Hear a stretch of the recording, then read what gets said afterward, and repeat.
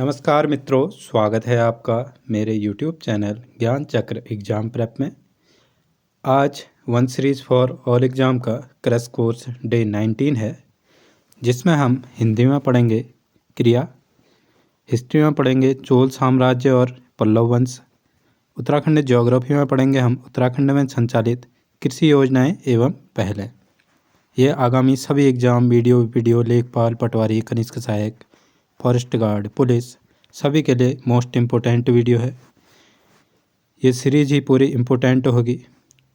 अगर आप लोग देखेंगे तो इसको स्टेप बाय स्टेप देखेगा, डे 1, 2, 3 ऐसे करके, क्योंकि चीज़ें जोड़ के पढ़ाई जा रही हैं तो आपके समझ में अच्छे से आएंगी ये चीज़ें। तो चलिए शुरू करते हैं। क्रिया, वर्ब। इसकी परिभाषा है जिन शब्दों से कार्य करना या होना प्रकट होता है उन्हें क्रिया कहते हैं। जैसे उदाहरण है पढ़ना, पढ़ने का काम हो रहा है। खाना, दौड़ना, चलना, सोना, गाना, ये सब क्रियाएं हैं, इनसे किसी कार्य के होने का पता चल रहा है। क्रिया की विशेषताएं, यह विकारी पद होते हैं। इससे कर्ता के लिंग, वचन, पुरुष, काल के अनुसार बदलाव होता है। जिनमें बदलाव होता है उन्हीं को विकारी पद कहते हैं। जिनमें बदलाव नहीं होगा, जैसे अवयव है उनमें बदलाव नहीं होता है तो उन्हें अविकारी कहते हैं। ये सब मैंने आगे की वीडियोज में बता दिया है। क्रिया का मूल रूप धातु होता है। जैसे लिख, इसमें धातु है, उसमें मैंने ना प्रत्यय लगाया तो लिखना हो गया, ये क्या हो गया, क्रिया हो गया। खा धातु होगी, फिर ना प्रत्यय लगाया खाना, जा से जाना। क्रियापद के प्रकार, मुख्य क्रियापद जो वाक्य में कार्य का मुख्य अर्थ बताते हैं वो होते हैं मुख्य क्रियापद। जैसे उदाहरण है सीता गाना गा रही है, गा इसमें क्या हो जाएगा, मुख्य क्रियापद हो जाएगा। रमेश क्रिकेट खेल रहा है, खेल इसमें क्या हो जाएगा, मुख्य क्रियापद। नाव पानी में डूब रही है, इसमें डूब क्या हो जाएगा, क्रियापद, मुख्य क्रियापद। सहायक क्रियापद क्या होते हैं, जो मुख्य क्रिया को पूर्णता दें। उदाहरण के लिए राम फल खा रहा है, इसमें रहा है क्या हो जाएगा, सहायक क्रिया हो जाएगी। खाना क्या हो जाएगा, मुख्य क्रिया। सुनीता पत्र लिख रही है, लिख क्या हो जाएगा, मुख्य क्रिया, और रही है क्या हो जाएगा, सहायक क्रिया। मोहन काम कर रहा था, इसमें ये सहायक क्रिया हो जाएगी, रहा था। क्रिया के भेद, दो आधार होते हैं, कर्म के आधार पर और संरचना के आधार पर। चलिए जानते हैं कर्म के आधार पर क्रिया के भेद। कर्म के आधार पर होते हैं अकर्मक क्रिया, इंट्रांसिटिव वर्ब। वह क्रिया जिसमें कर्म की आवश्यकता नहीं होती है उन्हें अकर्मक क्रिया कहते हैं। इसके अंतर्गत स्वाभाविक क्रियाएं भी आती हैं, जैसे रोना हो गया, हंसना हो गया, सोना हो गया, चिल्लाना, ऊँघना, दौड़ना, बैठना आदि भी अकर्मक क्रिया के उदाहरण हैं। इसके उदाहरण है जैसे मैं दौड़ता हूँ, रीता हंसती है, राम सो रहा है। इनकी पहचान कैसे करेंगे आप लोग, इनमें आप सवाल पूछेंगे, जैसे इनमें क्या, किसे, किसका पूछने पर जवाब नहीं मिलता है। जैसे मैं पूछ रहा हूँ मैं दौड़ता हूँ, मैं क्या दौड़ता हूँ, कुछ जवाब मिल रहा है, क्या दौड़ता हूँ, इसका कोई जवाब ही नहीं है। रीता हंसती है, क्या हंसती है, कोई तारीफ जो कि कर रहे हैं उसकी, मतलब कि क्या हंसती है करके कुछ हमको जवाब नहीं मिल रहा है। अभी सकर्मक क्रिया में आप समझ जाएंगे। राम सो रहा है, क्या सो रहा है, ठीक है, कोई जवाब नहीं मिला हमको। अब देखते हैं सकर्मक क्रिया में ट्रांसिटिव वर्ब, वह क्रिया जिसका फल किसी कर्म पर पड़े। कुछ क्रियाएं यथा जैसे खाना, पीना, पढ़ना, कहना, बेचना, बनाना आदि में कर्म न भी दिया हो तो भी यह सकर्मक क्रिया मानी जाएंगी। जैसे राम रोटी खाता है, देवेश पुस्तक पढ़ता है, ये कर्म है इधर पर, ठीक है, रोटी, पुस्तक, अखबार। अब जैसे हम इसमें सवाल पूछेंगे, किसे, क्या, किसका पूछने पर उत्तर मिलेगा, देखना, ठीक है। राम क्या खाता है, हमारे पास जवाब है रोटी खाता है। देवेश क्या पढ़ता है, पुस्तक पढ़ता है। दादाजी क्या पढ़ रहे हैं, अखबार पढ़ रहे हैं। हमको जवाब मिले ना उनमें, तो ये कर्म हो गए इनमें। तो सकर्मक क्रिया में जवाब मिल जाता है, अकर्मक क्रिया में जवाब नहीं मिलता है। सकर्मक क्रिया के फिर उप प्रकार भी होते हैं, जैसे इसमें एक कर्मक क्रिया होगी, अगर एक ही कर्म होगा, जैसे जिसमें एक ही कर्म हो जैसे श्याम खिलौने से खेल रहा है, एक ही कर्म है ना, तो एक कर्मक। राधा मिठाई खा रही है, एक कर्मक है।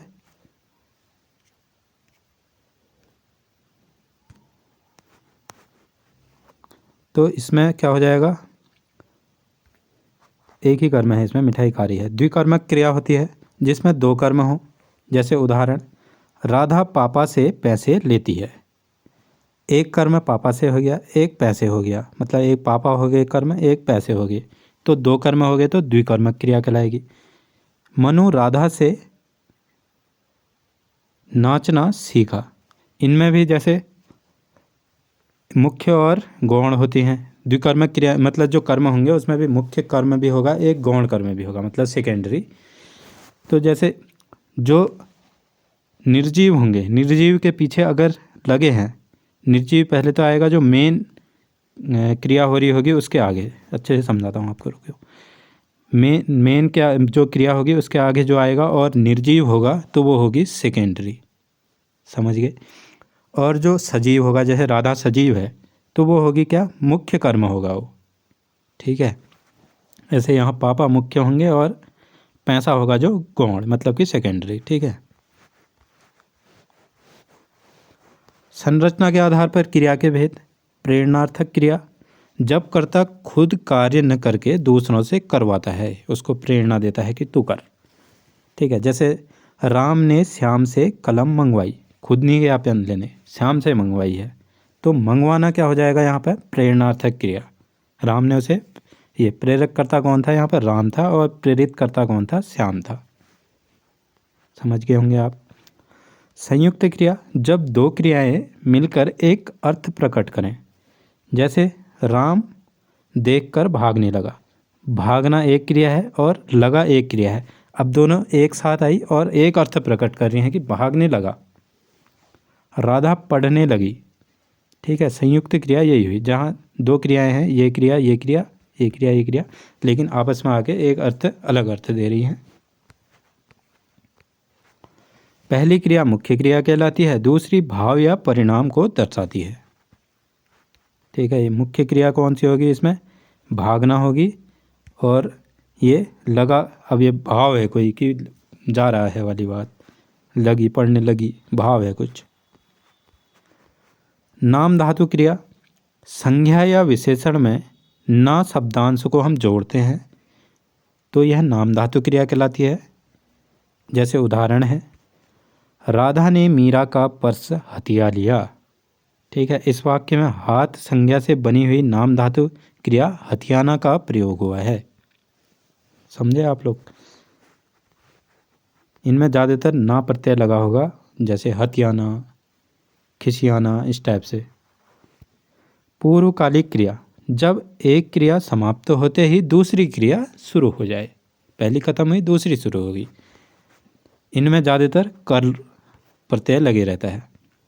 जैसे उसने नहाकर भोजन किया, नहाया और सीधे भोजन करने बैठ गया। नहाकर पूर्वकालिक क्रिया थी, जैसे ही खत्म हुई दूसरी क्रिया उसने शुरू कर दी। अब बात करते हैं धातु वर्ब रूट्स की। क्रिया का मूल रूप धातु है, जैसे पढ़ना, अभी मैंने आपको बता दिया, इसमें पढ़ धातु है। चलना में चल धातु है। या आप लिट्रकार या लकार पढ़ते होंगे स्कूलों में, पठती पठता पठंती वाले। धातु के प्रकार, मूल धातु स्वतंत्र रूप से प्रयोग होती हैं, जैसे खा, जा, लिख, पढ़। यौगिक धातु दो या अधिक धातुओं से मिलकर बनी होती हैं, जैसे खाना, जाना आदि। हिंदी समाप्त हुआ, अब हम पढ़ेंगे उत्तराखंड। आज उत्तराखंड में टॉपिक है, उत्तराखंड में संचालित कृषि योजनाएं जो चल रही हैं बिहार में, और कुछ पहलें जो सरकार की तरफ से शुरू की गई हैं उनको हम डिटेल में पढ़ेंगे। यहाँ से सवाल आ ही रहे हैं पेपरों में, आप जानते ही हैं। जैसे किसान रत्न सम्मान योजना, इसका प्रारंभ वर्ष है 2010। इसका उद्देश्य क्या है, राज्य में उत्कृष्ट किसानों को सम्मानित करना, उनको ये पुरस्कार देते हैं, किसान रत्न सम्मान, हर बार मिलते भी हैं। मुख्यमंत्री संरक्षित उद्यान विकास योजना, योजना के अंतर्गत 80% राज्य सहायता दी जाएगी, ठीक है। मतलब कि राज्य सरकार 80% सहायता देगी, उसमें जो केंद्र का अंश होगा 50% होगा और राज्य का अंश होगा 30% होगा।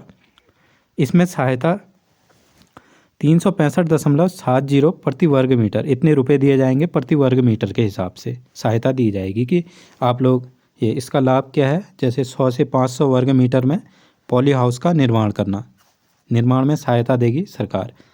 आपसे कहेगी कि 1 वर्ग मीटर में पॉली हाउस लगाओ, इतने रुपए हिसाब से हम प्रति वर्ग मीटर से आपको लाभ देंगे, सहायता देंगे।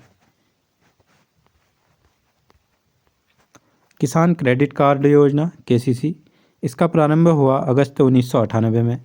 उद्देश्य इसका कृषि से संबंधित समस्त व्यय हेतु ऋण उपलब्ध कराना। ऋण किस आधार पर दिया जाएगा, भूमि और फसल के आधार पर ऋण दिया जाएगा। इसका माध्यम कौन बनेगा, बैंक बनेंगी, सहकारी संस्थाएं बनेंगी या वित्तीय संस्थान बनेंगे। प्रधानमंत्री किसान मानधन योजना PMKMY, इसी की फुल फॉर्म है हिंदी में। प्रारंभ हुआ इसका 9 अगस्त 2019 को। यह एक स्वैच्छिक और अंशदायी पेंशन योजना है। इन चीज़ों को आप बिल्कुल याद रखना, क्योंकि इस टाइप के सवाल आ रहे हैं पेपरों में। फिर वहाँ नहीं है हाँ है करके फिर कन्फ्यूजन मत होना। 1-2 बार अभी देख लो, फिर पढ़ लेना घर में, 1 बार नोट्स बना लो अच्छे से। इतने बढ़िया से अरेंज करके नोट्स आपको ना कहीं किताबों में मिलेंगे ना वैसे मिलेंगे। ऐसे मैं भी पहली बार ही बना रहा हूँ इन चीज़ों को, जिससे कि अच्छा कंटेंट मिल सके बच्चों को। इसमें पात्रता होगी 18 से 40 वर्ष के लघु और सीमांत किसान इसके अंतर्गत आएंगे, 18 से 40 वर्ष। उद्देश्य है इसका सामाजिक सुरक्षा कवच देना। प्रधानमंत्री किसान सम्मान निधि योजना PM किसान योजना बहुत इम्पोर्टेंट है, पेपरों में लगातार इससे सवाल बन रहे हैं, तो ऐसे टॉपिकों को याद कर लेना। इसका प्रारंभ हुआ 1 दिसंबर 2018 को, लेकिन उत्तराखंड में जो शासनादेश जारी हुआ 8 फरवरी 2019 को जारी हुआ। ठीक है, इसका संचालन करता है कृषि विभाग। इसमें नोडल अधिकारी होते हैं आयुक्त, सचिव और राजस्व परिषद। ये दोनों सवाल आए हुए हैं, वो भी नए पैटर्न में जब बना है तब से। इसका लाभ क्या है, पात्र किसानों को 6,000 रुपये प्रतिवर्ष दिए जाते हैं। 2,000 की 3 किस्तें दी जाती हैं। इस बार ये वाला सवाल आया था। 1 अप्रैल से 31 जुलाई को पहली किस्त पास होगी, दी जाएगी मतलब। 1 अगस्त से 30 नवंबर को दूसरी किस्त, 1 दिसंबर से 31 मार्च तक तीसरी किस्त दी जाएगी। ये 100% केंद्र पोषित योजना है। Important fact. राष्ट्रीय संपोषणीय कृषि मिशन नमसा,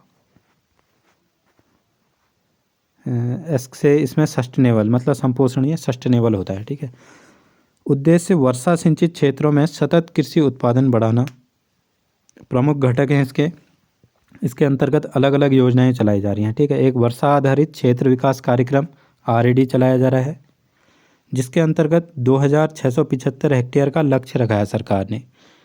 इतने को क्या कहते हैं 1,109 हेक्टेयर पर कार्य अभी चल रहा है वर्तमान में। मृदा स्वास्थ्य कार्ड योजना, इसका प्रारंभ हुआ 19 फरवरी 2015 को। इम्पोर्टेंट सवाल आया है बहुत बार। इसका नया नाम रख दिया गया है 22-23 में, मृदा स्वास्थ्य एवं उर्वरता। 90% केंद्र पोषित योजना है। परंपरागत कृषि विकास योजना, इसमें परंपरागत कृषि विकास योजना में क्या किया जाएगा कि जैविक खेती का प्रशिक्षण दिया जाएगा। जैविक खेती मैंने आपको बता दिया है कि जिनमें रासायनिक उर्वरकों का इस्तेमाल नहीं करते हैं उसे जैविक खेती कहते हैं। जो जैसे परंपरागत गोबर ओबर ये डाल डूल के जो खेती की जाती है। प्रमाणीकरण, खाद्य प्रबंधन, विपणन और उपकरणों की सहायता इसमें की जाएगी। हिमालयन बास्केट योजना, ये भी मैंने आपको बता दिया है, परसों मैंने बास्केट दिखाई थी। इसमें उत्पादकता है, इसमें उत्पाद करेंगे हम। इसके अंदर जो जो उत्पाद होंगे जैसे दूध, दही, पुदीना, जो भी चीज़ें होंगी इनसे कुछ ना कुछ उत्पाद बनाएंगे हम और इनको विदेशों को निर्यात करेंगे। इसको डिटेल में पढ़ना है तो करंट अफेयर वाली वीडियो में बता रखा है मैंने। राष्ट्रीय कृषि बाजार E-NAM, उत्तराखंड देश का पहला राज्य है इसको लागू करने वाला। इसके तहत 20 मंडी समितियां ई नैम पोर्टल से जुड़ेंगी। मतलब एक पोर्टल बना दिया है, उसके अंदर 20 मंडी समितियां हैं।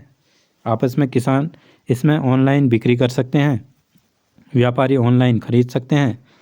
पैसा सीधे व्यापारी किसान के खाते में डाल देगा। बीच के जो बिचौलिए होंगे वो सब खत्म हो जाएंगे इसमें।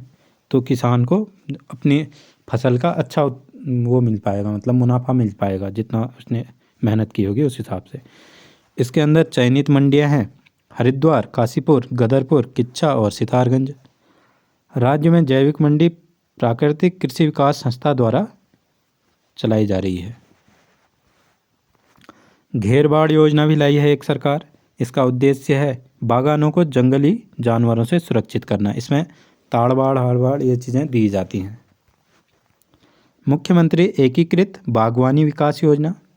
कोविड-19 के दौरान प्रवासी व औद्यानिक कृषकों को, जो प्रवासी घर आए थे और उनने कीवी के बाग लगाए, ड्रैगन फ्रूट ये चीज़ें उगा रहे थे, या कुछ भी जो औद्यानिक फसलें होती हैं, उनको जो उनके ऊपर काम कर रहा था, बागवानी विकास कर रहा था, उनको कम समय में आय का साधन देना। अब आए थे उस समय बेरोजगार थे, तो फटाफट उनको रोजगार देने की योजना है ये। इसके लिए बजट 1,00,000 मतलब 1,400 लाख का प्रावधान किया गया। इसके अंतर्गत इतने की सुविधा दी गई। एक औषधीय पौधा है कुंजा, आर्टिमीसिया वल्गेरियस इसका नाम है। यह इससे तेल की एंटी डैंड्रफ एक्टिविटियों पर कार्य किया जाएगा। जो खुश्की उसकी हो जाती है उसको जो हटाने के लिए इसका तेल बनाया जाएगा, मतलब सीधी बात। ड्रॉप मोर क्रॉप योजना, ये पीएम राष्ट्रीय कृषि विकास योजना का घटक मतलब उसके अंदर है। ये पीएम राष्ट्रीय कृषि विकास योजना है, जो उसके अंदर ये ड्रॉप मोर क्रॉप योजना चलाई जा रही है। इसके लिए प्राप्त राशि है 4,666 लाख रुपए। कार्य क्या है इसका? जल संरक्षण करना, water harvesting structure, check dam बनाना, जल पंप, नलकूप निर्माण। इसके लाभ क्या होगा कि कृषकों की संरचना आधारित सहायता हो पाएगी। अगर ये चीज़ें आपके समझ में नहीं आ रही हैं तो आप मेरी जो क्रैश कोर्स में मैंने सिंचाई वाला चैप्टर पढ़ा है, पहले उसको पढ़ के आइए। वहाँ मैंने ये सारी चीज़ें दिखाई हुई हैं अच्छे से इमेज में, तो आपके समझ में ये ज़्यादा अच्छे से बैठ जाएंगी बातें। तभी कर रहा हूँ, सीरीज को शुरू से फॉलो करना जो भी करेगा। राष्ट्रीय कृषि विकास योजना RKVY रफ्तार। कार्यान्वयन कृषि उद्यान, रेशम, सगंध पौध, NIRD आदि विभाग इसके अंतर्गत इस योजना को लागू करने में ये लोग कार्यान्वयन कर रहे हैं। ठीक है, कृषि विकास है, उद्यान विभाग है, रेशम विभाग है, सगंध पौध वाले हैं सब।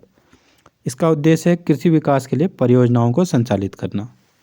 तब ये हर जगह देख, कल आप लोग जैसे फल वाला चैप्टर पढ़ाया मैंने, उसमें ये योजनाएं आई, ड्रैगन फ्रूट में, कीवी में, ये सब लोग मतलब एक योजना बनाई है, हर विभागों में एक कार्यान्वयन इसका कर रहे हैं।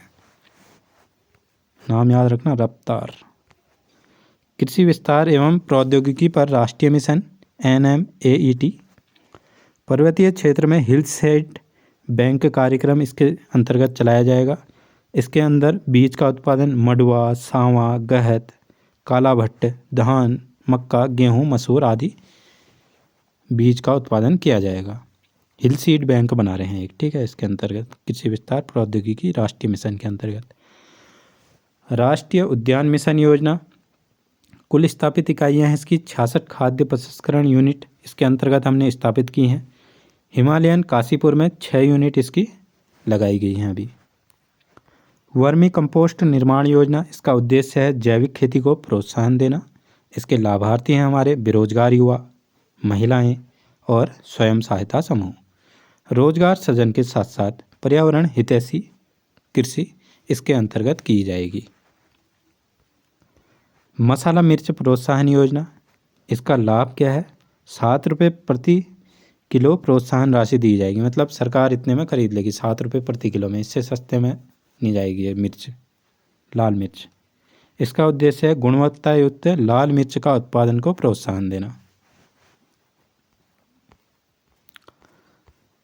अब बात करेंगे हम चोल साम्राज्य की, पल्लव वंश की। पहले चोल पढ़ते हैं। इस सिलेबस में दिए होंगे, आपने अगर सिलेबस डाउनलोड करके अपने पास रखा है तो उसमें देखिए, हाईलाइट कीजिए उसको कि हमने अब पढ़ लिया है। इससे आपका कॉन्फिडेंस भी बूस्ट होगा और तैयारी अच्छे से होगी। देखो इसमें पल्लव यहाँ पर थे, ठीक है। चोल चेर पांड्य ये थे संगम वंश में, वो सिलेबस में दिया नहीं है तो मैंने छोड़ दिया है, ठीक है। मैं आपको बताते भी जा रहा हूँ, जो जो चीज़ें मैं छोड़ दे रहा हूँ। अगर आपकी पढ़ने की इच्छा होगी तो किताब से पढ़ लेना खुद से, नहीं तो मैं बाद में हिस्ट्री की जब डिटेल सीरीज लाऊंगा, एक पूरी लाऊंगा मैं बाद में, एक डिटेल सीरीज, उसमें इन सब को इंक्लूड करूँगा मैं। उसमें बस हिस्ट्री होगी पहले। अब ये थे संगम वंश में, ठीक है। चोल चेर पांड्य थे। इनमें से चोलों का दोबारा से 9वीं शताब्दी में लोग दोबारा से आए। पहले तो ये संगम वंश के टाइम में थे, फिर ये दोबारा से आए 9वीं शताब्दी के टाइम में। तो हम जो 9वीं शताब्दी के टाइम में आए उनके बारे में पढ़ेंगे, क्योंकि पहले तो इसके इनमें जो राजा थे कारिकल, ये और लोग थे। और जो अब जो राजा होंगे जैसे विजय चोल, इसका संस्थापक है, पढ़ते ही हैं, चलो समझ लेंगे उसमें। चोल साम्राज्य, चोल वंश का उदय, विजयालय था इसमें, चोल वंश का संस्थापक। आ गया है सवाल, इम्पोर्टेंट है। उरियोर में शक्ति विस्तार किया इसने और तंजौर को राजधानी बनाया। उरियोर भी यहीं पर था और तंजौर भी यहीं पर था। पहले वालों की राजधानी भी उरियोर ही थी। इसने नरकेसरी की उपाधि धारण की। जो जो इम्पोर्टेंट फैक्ट हैं वो चीज़ें मैंने इंक्लूड की हैं, नहीं तो ये टॉपिक काफ़ी बड़े हैं, आता भी नहीं है इनसे ज़्यादा। आदित्य प्रथम 871 से 907 ईस्वी पल्लव अपराजित वर्मन को हराकर पल्लव राज्य पर अधिकार किया इसने। कोदंड रामम की उपाधि धारण की। राष्ट्रकूट कृष्ण द्वितीय की पुत्री से विवाह किया। ये पढ़ा दी हैं ये चीज़ें सब। परांतक प्रथम था, राष्ट्रकूट कृष्ण को द्वितीय को हराकर वीर चोल बना। उसने इसको हराया। थोड़ा कहानी की तरीके से पढ़ते हैं, ठीक है। इन दोनों की तो शादी होगी। राष्ट्रकूट कृष्ण द्वितीय की पुत्री से विवाह हुआ। फिर परांतक प्रथम ने राष्ट्र कृष्ण द्वितीय को ही हरा दिया और खुद वीर चोल बन गया। मदुरा पर अधिकार किया। मदुरांतक और मदुरा कोंड इसको कहते हैं। टोट्टलम का युद्ध में पराजित हुआ। ये सब आए हुए सवाल हैं। टोट्टलम युद्ध में पराजित हुआ परांतक प्रथम। आज थोड़े शब्द कठिन ही हैं, क्योंकि ये दक्षिण की तरफ को चल रहा है तो वहाँ शब्द कठिन ही हैं।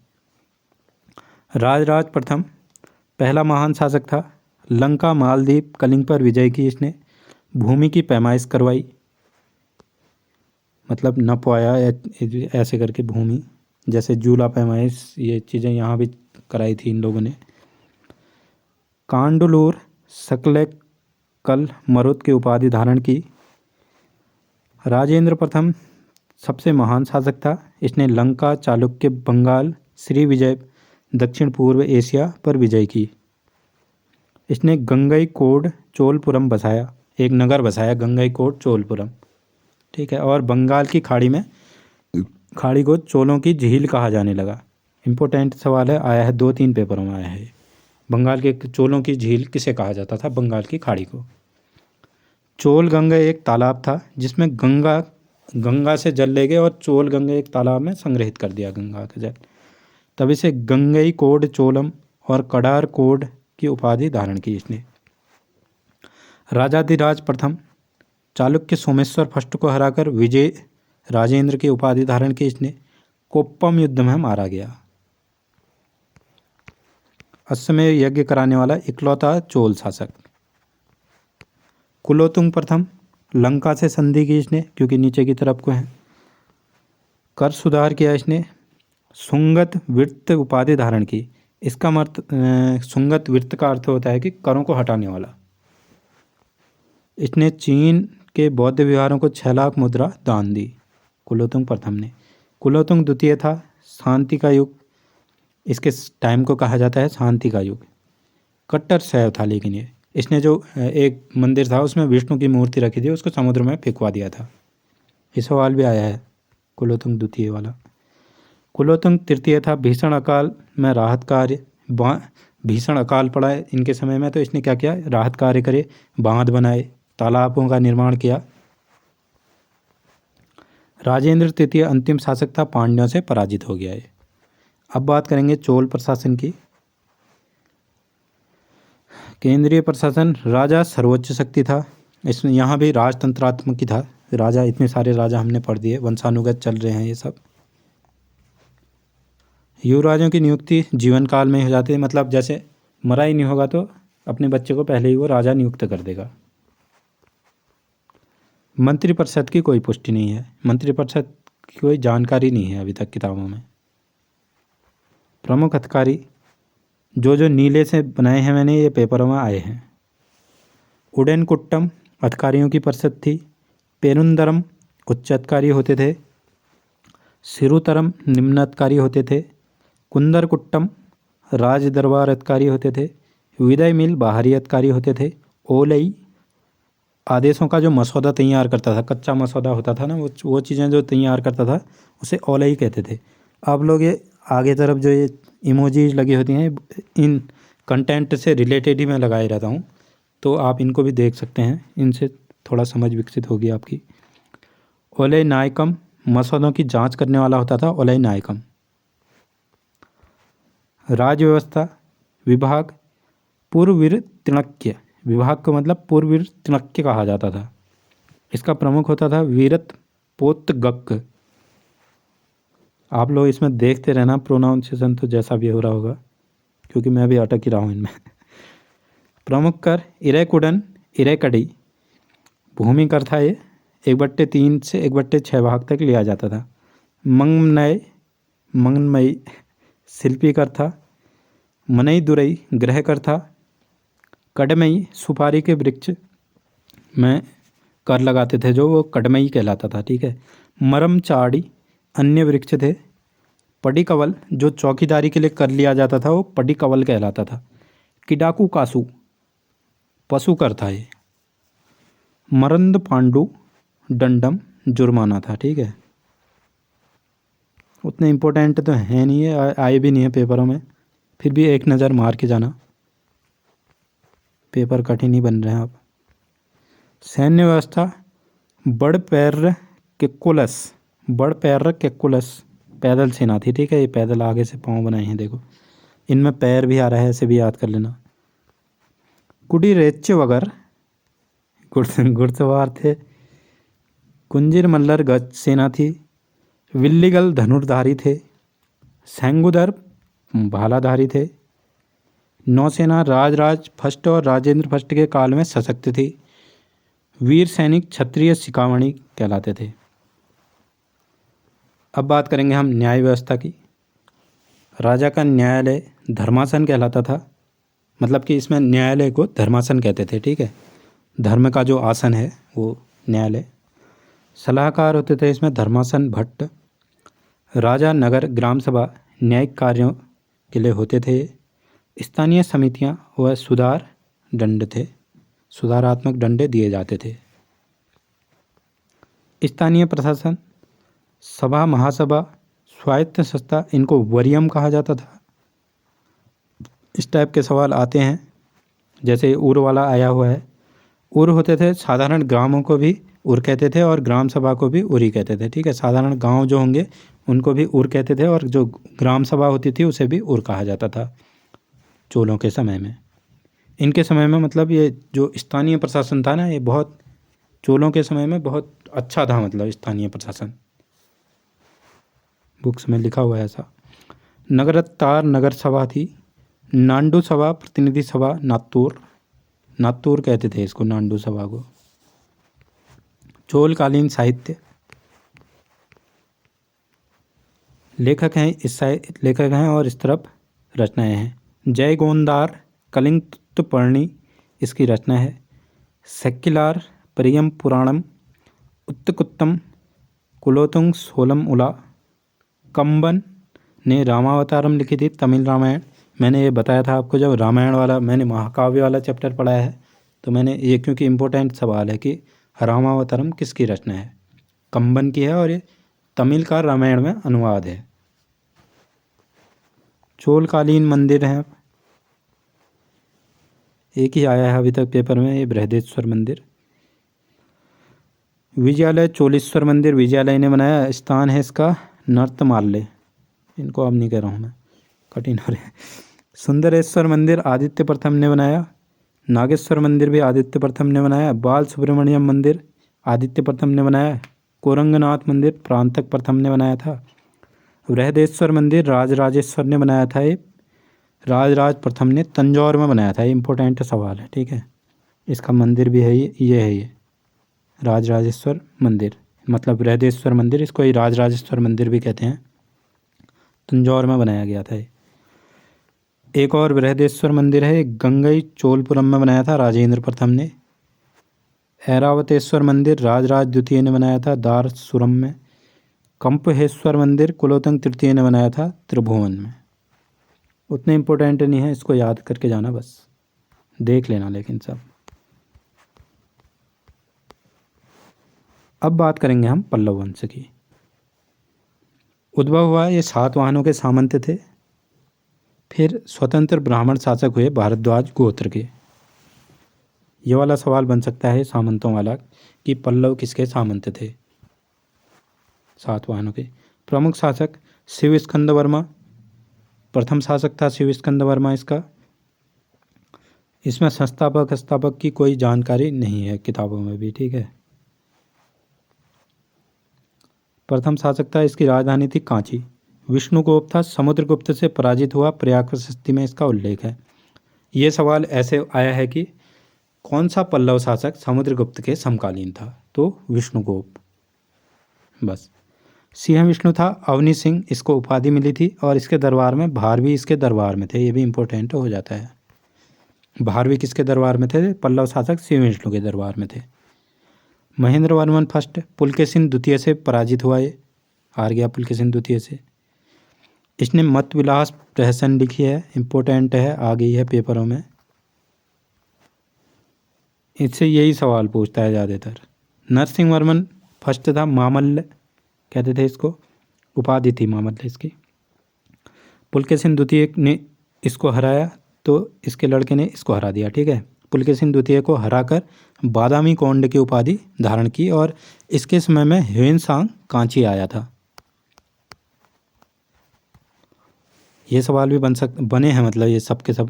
तभी मैंने जो इम्पोर्टेंट हैं वही चीज़ें इंक्लूड की, खाली नहीं तो फालतू चीज़ें लिखी थी इसमें बहुत ज़्यादा। ह्वेनसांग का आगमन हुआ नरसिंह वर्मन फर्स्ट के समय में, पुलकेशिन द्वितीय को हराया इसने, बादामी कोंड की उपाधि धारण की।